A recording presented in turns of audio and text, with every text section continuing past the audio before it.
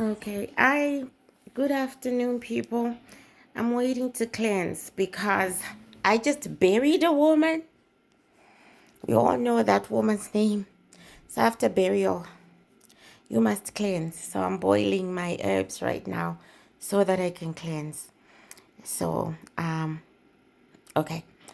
Somebody said to me, is that the jewel between angels and demons?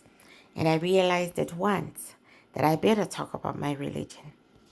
The Bantu do not have angels and they do not have demons. That is Christianity. We have the heavenly energies that I guess you could call angels, but I don't call them angels. I call them God's servants. They make sure that God's will is done. Okay. They make sure that God's will is done and they come to clean up the mess that we make. You know, there was the first time I met the heavenly energies, and I christened them the heavenly energies because I didn't have a name for them.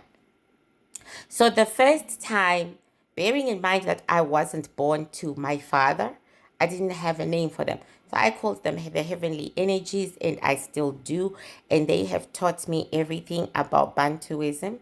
Okay, so they came because I had this boyfriend I was refusing to let go of, and he was jujuing me and causing me a lot of physical pain.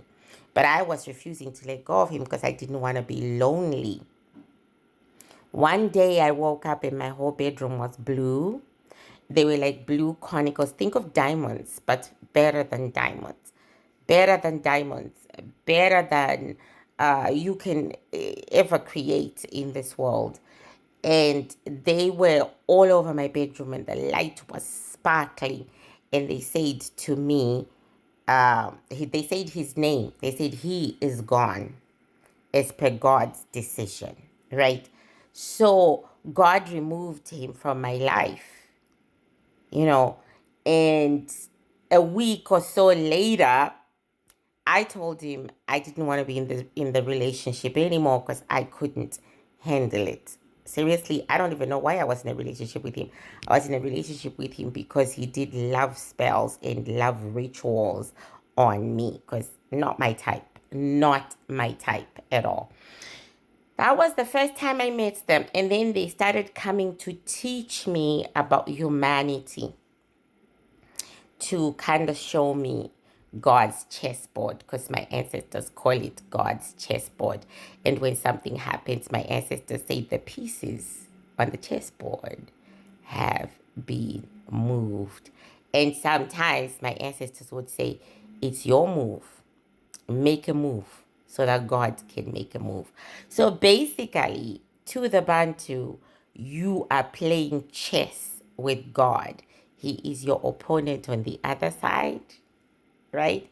So my ancestors would say, your move, make a move so that God can make a move. God can't make a move until you make a move, right? And then I make a move. Okay. We have no demons because to us, God is the light and the dark. Okay. He didn't split himself into two. He didn't split himself into two to be understood by us. Like, I am the devil and I am God. He didn't. He did that for the white people so that the white people psychologically could understand. He didn't do it for us, his children. We know that a father can be both good and bad. We know that every human being can be good or bad. So we know that from our Father comes all. See how I'm holding? My gosh, yeah, yeah. We know that from our Father, okay, comes good and bad. He decides the bad and the good. He has absolute control. So when someone dies to the Bantu, we say, God, why did you do this? When something good happens to us, we say, thank you, God. When something bad happens, we say, oh my God, you're so mean.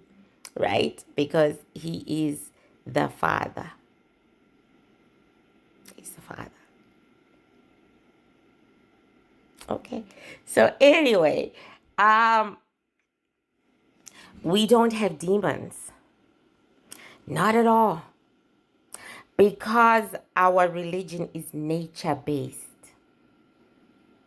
Okay. We were made in God's image. The trees were made in God's image. The mountains were made in God's image. The water is made in God's image. So we don't have demons. Zero. Thank God. Because, yeah, again, again, thank God. Because, demons would still be a part of God. Everything that happens down here ends down here. There is no punishment for a soul. You go back home where God took you from. The container where God took you from, that's where you go back. You go back to the container where God took you from. Because everything that happens in the physical ends in the physical. So your battles are in the physical. So you better fight your war. You better do what you need to do to survive. Because as soon as you die, you go back home. You go back to the home you came from when you were born. Nothing changes. So to the Bantu, okay, goodness and evil, i.e., angels and demons, are physical people. There are people who are so evil, there's no rhyme or reason to their evil. AKA my ex-friend Misty. Okay, she was so evil. She is so evil. Okay, there's no rhyme or reason. She's a demon. And then there are people who are so good. Morwesi, one of my little baby clients from Botswana, Morwesi. She's so good. She's an angel. Do you get it? Angels and demons to the Bantu are physical beings who walk amongst us. And that's why it was so easy for me to understand tarot, to see what the lady who invented tarot was doing. Okay, she was taking those energies, those dark energies, and she identified 77 before she died. There are many. She identified only 77, but she was saying these energies are not up there except these 12 energies. So she was literally being scientific. These 12 energies, the major arcana, they are energetic. They are energies that are in the air. But these others, right here, the court cards, they are people walking on the ground. And all the images of human beings on those things are people. I understood that because that's Bantuism. Bantuism says demons, as you call them, and angels are physical people walking the earth. And you might meet just nothing but demons and your life will be hell, like me. Or you might meet nothing but angels and the life will be great,